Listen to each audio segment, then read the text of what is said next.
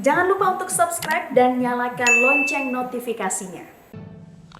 95 tahun Nahdlatul Ulama, terima kasih NU. Kalau kita melihat Bang Goden, sebetulnya dari tahun 1926 Nahdlatul Ulama sudah ada, dan semakin ke sini, makin mendekati tahun-tahun ini, kita melihat makin signifikan peran penting NU itu dalam menjaga keutuhan bangsa. Kalau kita melihat kiprah NU, Bang, apakah memang sudah cukup di luar hal-hal keagamaan, atau memang masih harus lebih banyak lagi yang bisa dilakukan, terutama untuk menjaga kesatuan negara dan bangsa kita, Bang? Ya, dalam praktik keagamaan, kalau kita membaca NU, NU selalu hadir dalam setiap sendi-sendi kehidupan masyarakat. Iya. Kita lihat misalnya bagaimana NU terkait dengan pendidikan, mendirikan pesantren. Betul. Bagaimana dia melakukan pemberdayaan perempuan dengan lembaganya. Ada juga sejumlah kegiatan atau program NU dalam rangka pemberdayaan ekonomi masyarakat paling bawah sekalipun. Yeah. Nah, yang paling menggelitik kita tentu saja NU selalu hadir di dalam setiap problem kebangsaan, juga yang terkait dengan persoalan-persoalan keadilan sosial dalam kemasyarakatan. Karena itu di dalam editorial disebutkan bagaimana NU ingin selalu bersama dengan masyarakat-masyarakat yang kurang beruntung di dalam pembangunan itu sendiri. Iya, Bang, kita juga tidak bisa pungkiri bahwa kiprah banyak tokoh-tokoh NU itu kita lihat juga berkiprah di dunia politik lewat berbagai partai yang mereka masuki, tetapi kita melihat ada juga beberapa oknum yang kita melihat juga tidak membawa nilai-nilai yang baik dari NU, Bang. Bagaimana kalau kita melihat secara umum kiprah tokoh-tokoh NU yang masuk ke dunia politik untuk Indonesia? Ya, secara umum pada tingkat substansinya NU atau tokoh-tokoh NU selalu memberikan keteladanan lebih kepada perbuatan daripada berbicaranya. Yeah. Gitu. Nah, ketika dia memasuki politik, harapannya tentu saja tokoh-tokoh itu memengaruhi atau mewarnai perjalanan kehidupan politik. Tetapi tidak sedikit juga orang yang tersandung pada kasus-kasus tertentu. Yeah. Karena itu editorial tegas mengatakan hendaknya NU berada di garis terdepan dengan mengajak organisasi keagamaan lain dan juga melakukan kolaborasi dengan masyarakat madani untuk berjuang memerangi korupsi. Karena korupsi itulah sumber dari ketidakadilan.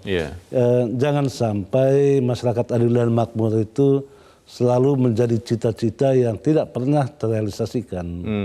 Ada yang mengatakan begini, Bang, Nahdlatul Ulama organisasi besar yang berkiprah luar biasa banyak untuk bangsa Indonesia, tetapi untuk beberapa saat tidak begitu cepat mengejar perkembangan zaman. Spesifiknya terkait dengan penggunaan media sosial. Ada yang mengatakan begitu. Jadi kenapa kemudian intoleransi, radikalisme itu menguat di bangsa Indonesia?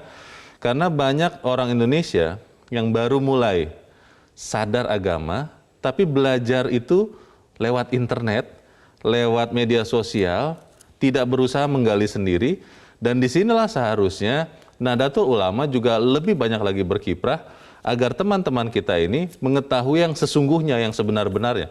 Bagaimana, Bang?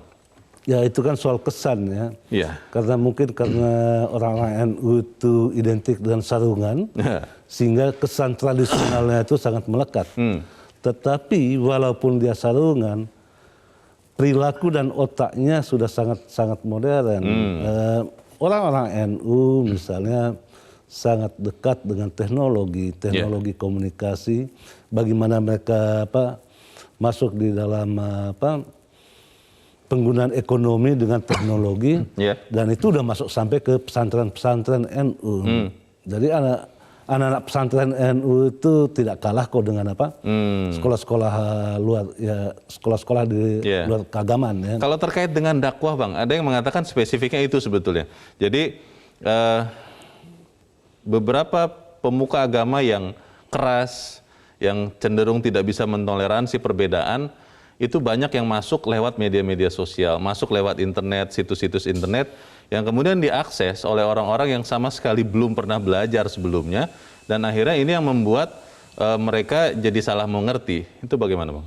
Ya, dengan mudah kita menemukan tokoh-tokoh NU, bahkan para kiai juga yang punya akun YouTube. Oh. Akun media sosial lainnya. Begitu mudahnya kita menemukan di sana. Dan apa yang mereka sampaikan di media sosial itu sangat-sangat menyejukkan. Disitulah yang membedakan orang NU dan bukan NU itu sejuk tidaknya di dalam perkataan gitu. Dari nada ketika menyampaikan dakwah, menyampaikan agama itu langsung terlihat begitu ya bedanya ya? Bukan terlihat, langsung terasa nyamannya. Oke, Bang, nyaman saja kan tidak cukup, Bang. Ketika ada yang mengatakan begini, ketika orang-orang benar berdiam diri, maka bisa jadi yang berisik, yang ribut, tapi tidak benar, akhirnya dia yakini atau diterima sebagai suatu kebenaran. Nah, ini bagaimana dengan kiprah NU terkait hal itu? Ya, kalau saya mendengar pidato Ketua Umum PBNU dalam Harlah kemarin itu sangat keras kok. Bagaimana berbicara tentang pembelaan NU terhadap orang-orang miskin dan tertindas. Pilihan kata tertindas itu justru menggelitik saya. Biasanya itu kata-kata tertindas itu kita dengar pada saat Orde Baru. Ternyata sekarang pun NU menyuarakan itu, bahkan pemimpin NU meminta warganya untuk selalu bersama-sama menyuarakan persoalan keadilan dan kebenaran itu. Dan itu sangat menggelitik orang sesungguhnya. Jadi ada hal-hal yang substansial, atau dengan kata lain bukan hanya pada teksnya, tetapi kedalaman teks itu atau yang disebut substansi itu, itulah yang dimasuki oleh NU sekarang ini. Baik, Bang Gaudens, kita juga kelihatannya tidak boleh juga memungkiri beberapa tahun belakangan mulai ada orang-orang yang mencoba mendikotomikan. Ada istilah Islam Nusantara, Bang. Ada juga mengatakan bahwa ada hal-hal yang tidak boleh dipakai, diadopsi di dalam ajaran agama Islam, yang kemudian akhirnya secara langsung atau tidak langsung jadi semacam berhadapan-hadapan dengan budaya Indonesia yang memang beragam, yang selama ini juga didukung oleh Nahdlatul Ulama sebagai akar budaya Indonesia. Terkait dengan gerakan ini, Bang, itu seperti apa? Ya, tadi saya katakan bahwa sudah sejak lama sudah diletakkan oleh para pendiri NU, tentang agama, mencintai tanah air, nasionalisme dan keagamaan itu. Jadi bahkan dikatakan di sana itu mencintai tanah air atau nasionalisme itu bagian dari iman. Nah, pada tataran nasionalisme itu NU memahami tentang perlunya mendalami budaya. Nah, pada titik pendalaman pada budaya itulah kita mengenal seperti sekarang ini bagaimana NU menggerakkan budaya dan agama itu berjalan seiringan pada titik atau pada konteks mencintai tanah air tadi. Oke. Bagaimana kemudian kita bisa melihat kiprah lebih lagi dari Nahdlatul Ulama, akan kita bahas di bagian berikut. Bang Gaudens, kita harus jeda dahulu, dan pemirsa tetaplah bersama kami, Editorial Media Indonesia segera kembali.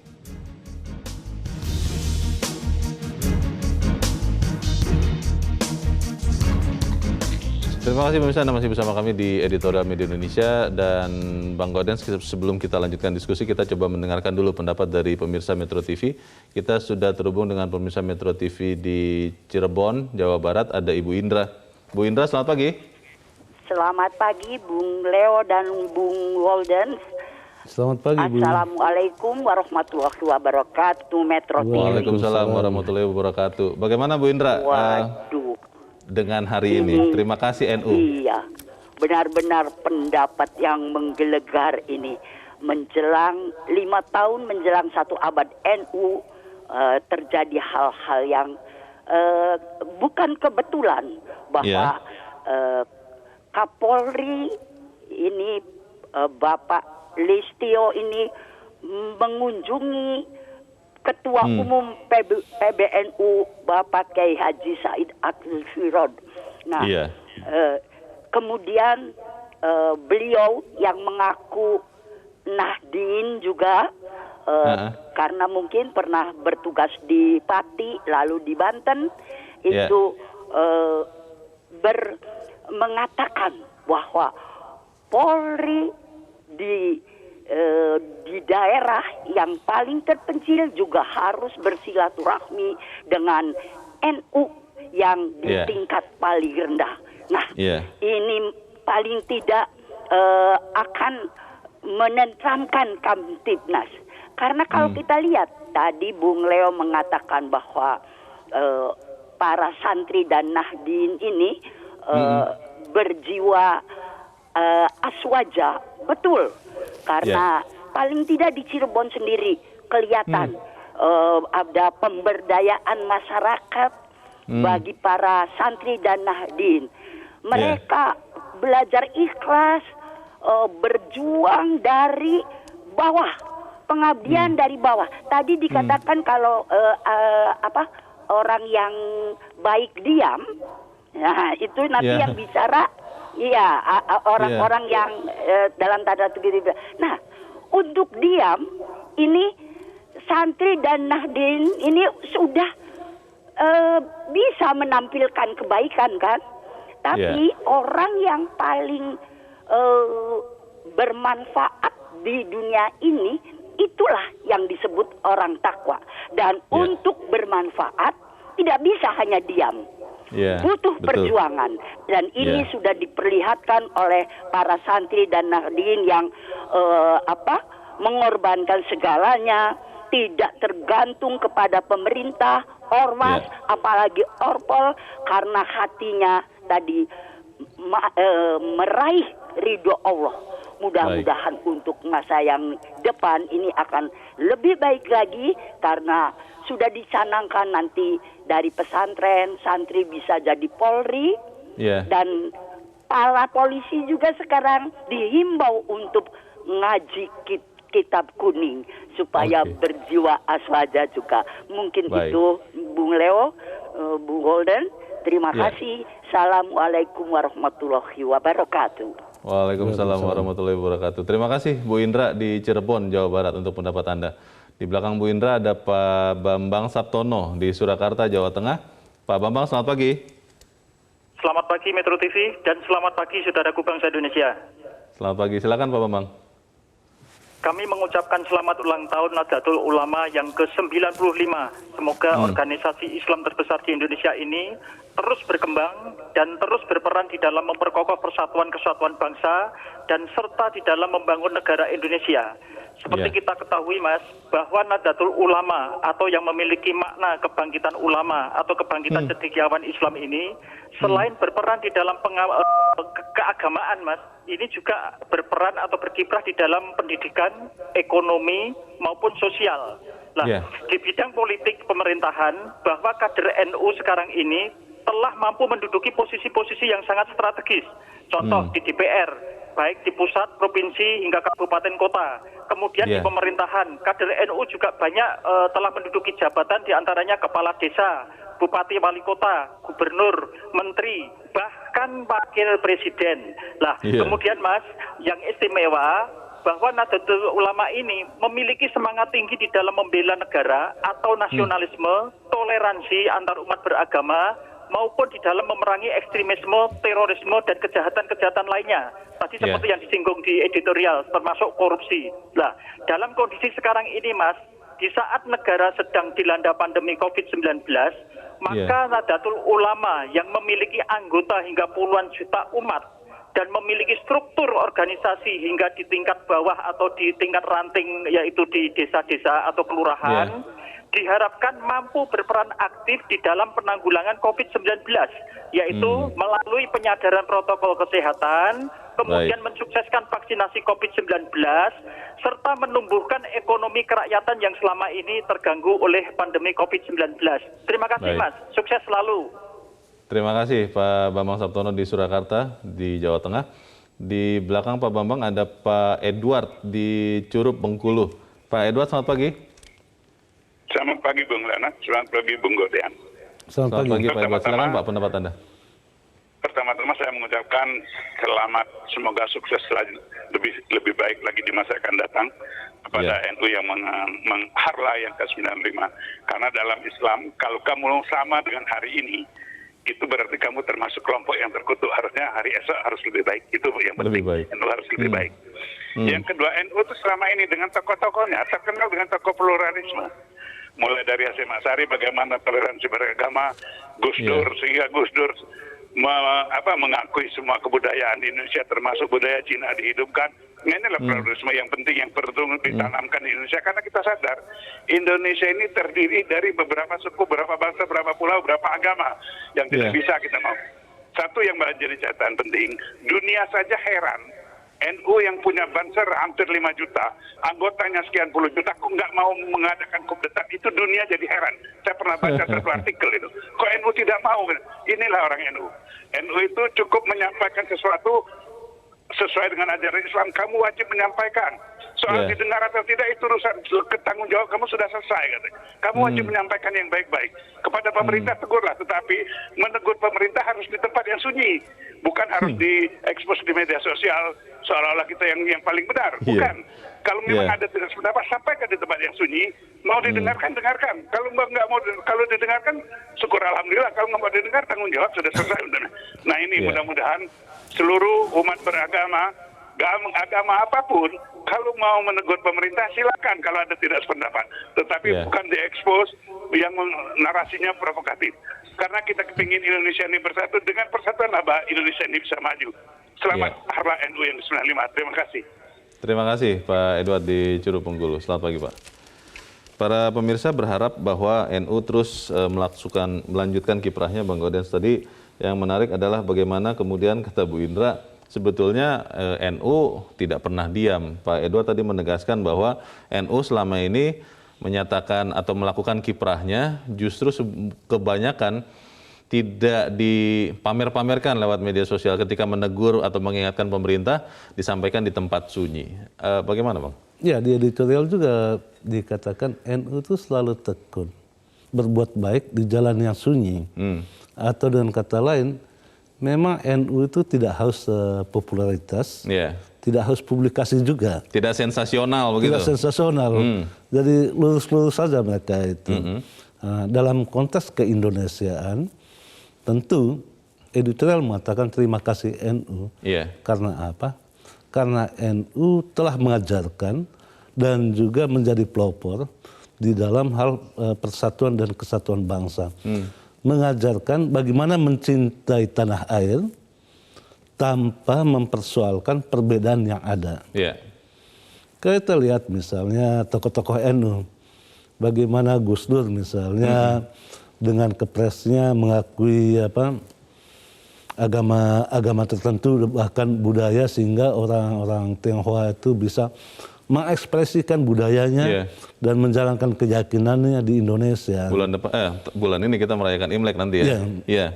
Itu berkat Gus Dur yang juga mantan ketua PBNU. Nah, tadi saya katakan kalau kita menyimak pidato ketua umum PBNU dalam harlah kemarin itu, tegas sekali dikatakan ada dua hal yang terkait dengan masalah organisasi internal, tetapi yang terkait dengan eksternal itu yang terkait dengan COVID-19. Dia mengimbau seluruh warga Nahdlin untuk bersama-sama menyambut vaksinasi dengan penuh kegembiraan. Karena hanya itu cara bangsa ini keluar dari persoalan pandemi corona itu. Bang, tapi begini. Ada yang mengatakan di zaman sekarang, terutama untuk orang yang berusia muda, anak-anak muda, diam, tenang, sunyi itu tidak menarik Bang.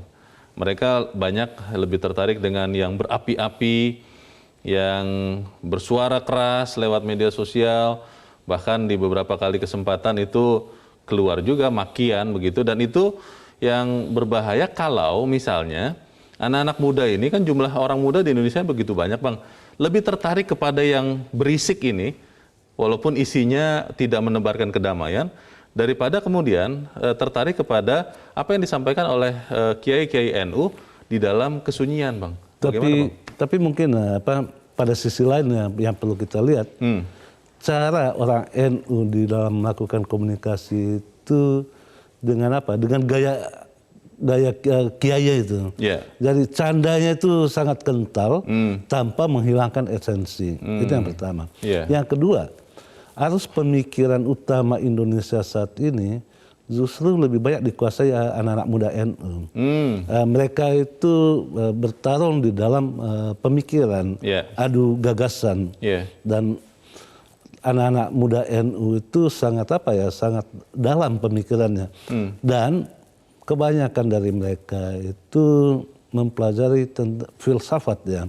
Jadi mereka lebih berbicara tentang kedalaman daripada buih-buihnya.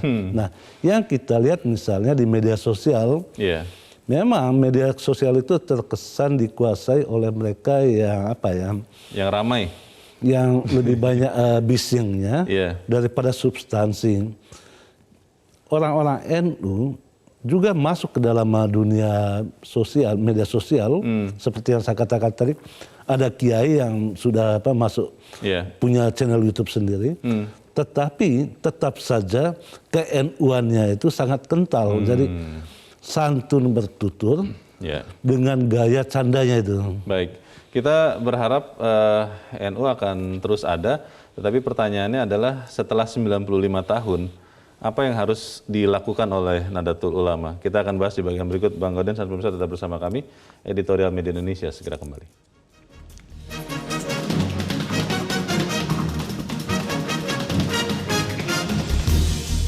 Terima kasih pemirsa, masih bersama kami di Editorial Media Indonesia. Bang Gaudens, kita coba dengarkan lagi Bang pendapat dari pemirsa Metro TV. Kita sudah terhubung dengan pemirsa Metro TV di Jember, Jawa Timur. Ada Pak Ihwan.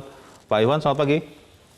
Selamat pagi Bang Leo, selamat pagi Bang Gaudien. Selamat pagi Pak Ihwan.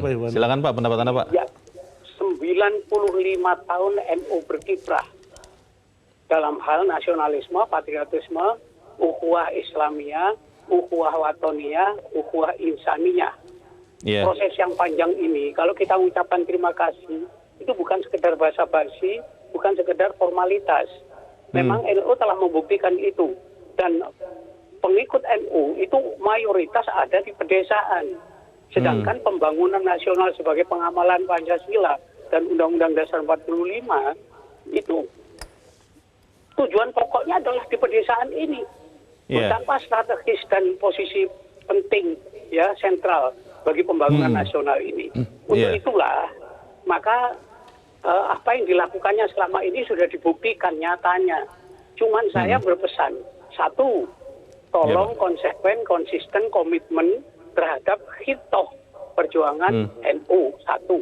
Kemudian yang kedua, tolong bahwa mulutmu adalah harimaumu, sehingga apa yang dibicarakan itu sangat berpengaruh kepada masyarakat pedesaan. Lalu tolong yang ketiga, itu dalam membina hal tersebut, yaitu nasionalisme, patriotisme, hidup berbangsa, bermasyarakat, berbangsa, bernegara. Kaitannya juga dengan masalah ukhuwah Islamiyah, Watoniyah, dan Insaniyah. Ini tolong dibina dengan intelijensia yang bagus. Adanya keharmonisan antara intelektualitas, psikis, dan yang ketiga pengalaman spiritualitas. Sehingga hati-hatilah, jangan asal bicara. Sebab itu sangat berpengaruh. Nanti keliru dalam menafsirkan Islam, sebab Indonesia ini negara yang teis, demokratis, negara yang berdasarkan pada ketuhanan yang Maha Esa. Jadi negara punya kewajiban mengakui, menjamin, melindungi agama dalam aktualisasi, koroborasi, dan revitalisasinya. Terima kasih. Terima kasih Pak Iwan di Jember, Jawa Timur. Selamat pagi. Di belakang Pak Iwan ada Ibu Agustina di Pontianak, Kalimantan Barat. Bu Agustina, selamat pagi. Ya, selamat pagi. Salam sehat, Bung Leo, Bung Gauden. Salam sehat, Bu Agustina. Silakan Bu, pendapat Ibu. Rubriknya bagus sekali. Ya, terima kasih NU itu benar Pak. Jadi selamat dulu buat Milad NU yang ke-95 ya. Harapan Iya. kita semoga dengan kematangan usia NU itu tetap menjadi teladan bagi Indonesia khususnya dunia umumnya itu sebenarnya. Jadi kita yakin Pak, NU itu betul kata Pak Iwan tadi, ini bukan ecek-ecek ya. Jadi kalau kita sudah memberi apresiasi seperti itu benar-benar adanya karena memang aplikasinya memang sudah sangat-sangat menjadi teladan buat kita. Jadi kita Indonesia ini kan dengan kemajemukan. Jadi saya terus terang saja berkata bahwa saya hidup dalam keberagaman. Jadi ibu saya juga mualaf, jadi gitu. Jadi ayah saya memang sudah Muslim. Nah, jadi kita ini sedih Pak kalau melihat ada pecah belah di dalam negeri kita yang seperti apa yang kita rasakan di dalam Indonesia belakangan ini lebih tajam gitu ya. Jadi memang itu jangan sampai terjadi. Jadi sekarang pemangku amanah di negeri ini yang memang dia punya kewajiban buat membuat tindakan tegas, membuat pembinaan yang tegas seperti apa, terus memberi contoh kayak NU ini seperti yang kita lihat itu terus berjalan karena memang Indonesia harus dibentuk seperti itu. Karena memang sekarang media sosial itu kan sudah ya mungkin itu satu fenomena Pak. Jadi memang perkembangan dunia kadang-kadang kita nggak tahu juga ya, ada ujian dari Allah ya. Ini yang sabar siapa, yang mau punya martabat siapa seperti itu. Tapi memang betul kata penelpon sebelumnya tadi bahwa memang kita harus sopan, harus santun. Medsos kan bukan dibuat buat bablas kan seperti itu kan Pak. Jadi mungkin kita kayak Metro TV itu mempunyai program seperti ini, itu senang sekali. Jadi kita tidak bosan-bosannya Pak. Di lingkungan manapun, bagi orang-orang yang sudah bijak, itu wartakan. Jadi kita bersama-sama NU kalau menurut saya. Kita bersama-sama NU, ayo kita buat gerakan moral selalu dan selalu tidak boleh bosan. Sehingga insya Allah pada waktunya Indonesia itu akan semakin sedikit orang-orang yang itu loh. Yang jadi minoritasnya bukan suku apa, bukan agama apa, tapi minoritasnya nanti adalah orang-orang yang bermental jelek seperti itu. Karena kalau Indonesia dibangun dengan mental-mental baik, insya Allah kita nggak kalah sama negara maju yang sudah mendunia selama ini ya Pak ya. Baik. Itu saja sharing dari saya. Terima kasih. Assalamualaikum warahmatullahi wabarakatuh. Waalaikumsalam warahmatullahi wabarakatuh. Terima kasih Bu Agustina di Pontianak, Kalimantan Barat. Di belakang Bu Agustina masih ada Pak Syahril di Jakarta. Pak Syahril, selamat pagi. Assalamualaikum warahmatullahi wabarakatuh. Waalaikumsalam warahmatullahi wabarakatuh. Silakan Pak Syahril. Maksudnya, saya berterima kasih kepada NU. Tapi bentuk terima kasih saya ini bukan dalam ucapan. Tapi bentuk terima kasih ini dalam bentuk sumbangan pemikiran saya kepada NU. Itu yang pertama. Dalam pemberantasan korupsi ya, itu adalah lahir daripada keinginan. Keinginan ini apa? Karena lemahnya keimanan seseorang. Saya menginginkan para NU itu, ulama-ulama yang bertausiah, tetap merujuk pada Al-Quran. Dalam hal KKN ini korupsi, rujuklah surat 188 Al-Baqarah. Rujuklah surat Al-Baqarah 188. Ya, itu disitu dengan jelas. Dan janganlah kamu makan harta dan di antara kamu dengan jalan yang batil. Dan janganlah kamu menyuap dengan harta itu kepada para hakim. Dengan maksud agar kamu dapat memakan sebagian harta orang itu dengan jasa dosa. Padahal kamu tahu mengetahui itu adalah bukan harta bagi kamu. Jadi narasi-narasi itu harus disesuaikan dengan zaman. Terus yang kedua dalam hal ekonomi. Ya, Allah tidak akan merubah nasib satu bangsa. Kecuali orang bangsa itu sendiri. Kalau selesai mengerjakan suatu hal, harus ditingkatkan kerjakanlah hal yang lain lagi. Ini ada dalam Al-Quran. Jadi sini saya mengharapkan NU itu merangkul masyarakat UKM kecil ini dengan bentuk rangkul dalam bentuk masyarakat UKM kecil NU Nahdlatul Ulama. Mereka ini dirangkul oleh NU dan dijadikan sebagai kekuatan, sebagai alat untuk mensejahterakan rakyat ini. Kita ketahui selama ini pemerintah menjadikan alat untuk mensejahterakan rakyat ini adalah para konglomerat. Para konglomerat itu yang notabene memikirkan diri mereka sendiri. Sekarang kembali kita gunakanlah rakyat ini sini dengan UKM-nya sebagai alat untuk mensejahterakan rakyat sendiri. Oleh karena itu pemerintah harus memperhatikan dan NU harus merangkul mereka ini semuanya, usaha kecil ini dalam bentuk apa? Ya, dengan memberikan mereka bimbingan-bimbingan dalam hal manajemen, dalam hal marketing, dalam hal perbankan dan sebagainya. Dan yang terakhir yang paling penting sekali ya, yaitu kita harus menghargai, NU harus memberikan satu tausiah-tausiah dalam hal perbedaan, menghargai perbedaan. Itu jelas. Al-Quran itu menjelaskan dalam surat Al-Baqarah ayat 12. Itu sekali dijelaskan tak sekali ya. Dan taatlah kepada Allah SWT dan taatlah kepada Rasulnya. Jika kamu berpaling, maka sesungguhnya kewajiban Rasulullah Muhammad SAW hanyalah menyampaikan amanah. Jadi tidak ada sebuah pemaksaan. Dia hanya menyampaikan amanah. Jadi kembali lagi, kita hargailah perbedaan itu, bahwa Allah tidak menyuruh Rasulullah itu untuk mengislamkan umat manusia ini, tidak ada. Jadi saya kembali kepada NU, saya menyumbangkan pemikiran saya sebagai terima kasih saya, angkatlah, robahlah, revolusilah. Baik. Untuk dalam hal tausiah ini yang tetap merujuk pada Al-Quran, tetapi dengan narasi-narasi yang sesuai zamannya. Jangan kembali lagi kepada zaman dulu, zaman Nabi Adam dulu, zaman Nabi itu dulu. Sekarang zamannya sudah berubah. Saya tidak mengatakan meninggalkan Al-Quran, tetap merujuk pada Al-Quran. Tetapi narasinya itu harus disesuaikan dengan zaman. Terima kasih. Terima kasih Pak Syahril di Jakarta. Selamat pagi. Kita ingin merespons, tapi kita harus jeda lagi. Bang Gorden, tetap bersama kami. Editorial Media Indonesia segera kembali.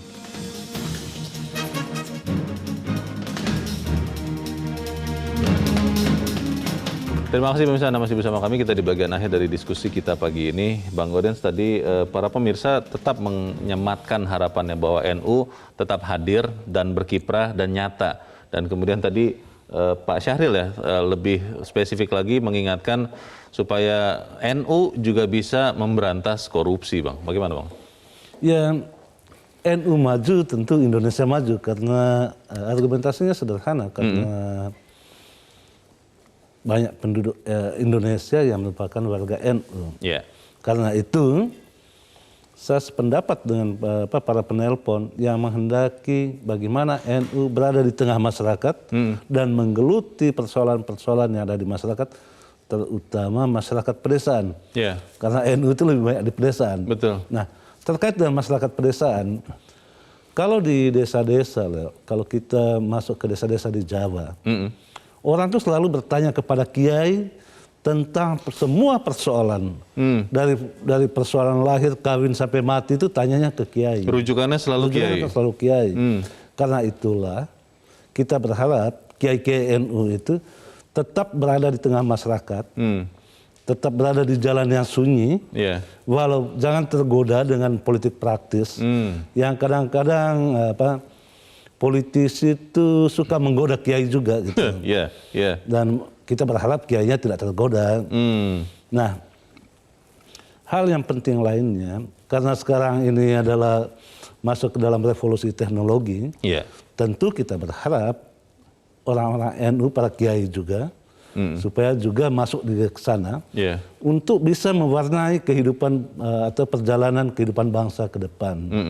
Tetapi yang paling penting, komitmen NU pada titik agama dan nasionalisme yang sudah diletakkan oleh para pendirinya, itu yang tidak boleh bergeser sedikit pun. Dan sejauh ini harus terus terang kita katakan dan juga memberi apresiasi, NU berjalan tegak lurus pada semangat keagamaan dan nasionalisme itu. Mengenai hidup atau masa depan Nahdlatul Ulama sendiri, Bang, kita sebagai bangsa yang mencintai, berterima kasih kepada NU, tentunya berharap NU ada terus. Kalau kita mengingat sekian kiai yang sudah pernah ada dan sekarang ada yang memimpin dan kemudian ke depan, bagaimana dengan proses regenerasi di Nahdlatul Ulama ini? Apakah tetap seperti yang tadi Bang Gorden katakan tegak lurus kepada kitohnya atau seperti apa?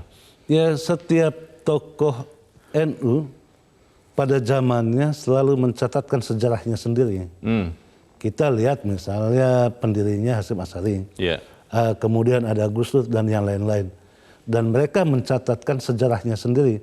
Dan NU punya tradisi untuk itu. Nah, untuk bisa seperti itu, bisa mencatatkan namanya dalam sejarahnya, itu berarti tradisi intelektualnya yang sangat kuat. NU sudah punya tradisi intelektual itu. Dan itu yang harus terus dilanjutkan? Ya, itu yang membanggakan kita. Kalau banyak orang NU yang pintar-pintar, tentu Indonesia menjadi pintar. Karena dia mayoritas di sini. Bang, terkait dengan posisi NU yang menyuarakan kebenaran, kadang itu membuat NU harus menjadi juga alarm sebagai peringatan, apakah kepada pemerintah, apakah kepada bangsa, anak bangsa yang lain. Bagaimana itu bisa dimainkan NU terus, Bang, dengan signifikan, tapi tetap dengan santun tadi itu? Ya, kalau boleh saya mengibaratkan itu NU sebagai lilin selalu mengorbankan dirinya. Kita lihat misalnya di tahun 2000 bagaimana anak muda NU yang harus meninggal akibat bom hanya karena menjaga gereja. Oh iya, Rianto di Jawa Timur. Nah, NU sudah memberi contoh, atau dan kata lain itu, NU itu tidak pandai berbicara tetapi dia pandai berbuat. Nah, perbuatannya itulah yang membanggakan, dan mestinya itu yang menjadi contoh buat bangsa ini. Bangsa ini jangan terlalu banyak orang berbicara tidak jelas, tetapi lebih banyak berbuat, itu jauh lebih bagus gitu. NU di dalam perbuatannya benar-benar menyatukan bangsa ini. Jadi dia berada untuk menyatukan perbedaan bangsa. Baik, kita harapkan itu bisa terus dilakukan, dan sekali lagi kita ucapkan terima kasih dan selamat ulang tahun ya untuk Nahdlatul Ulama. Bang Gaudens Yuswadi, terima kasih Bang sudah hadir di tempat ini. Selamat pagi. Pagi dong. Pemirsa, NU selalu setia hadir sebagai solusi dalam setiap persoalan berbangsa dan bernegara. Kehadiran NU nyata dalam merawat keberagaman dan merajut persatuan. Sekali lagi kita ucapkan selamat ulang tahun Nahdlatul Ulama yang ke-95. Terima kasih Nahdlatul Ulama. Dan pemirsa, demikianlah akhir dari editorial Media Indonesia untuk hari ini. Saya kembali bergabung bersama teman-teman Sarawin dan Naila Husna. Teman-teman silakan.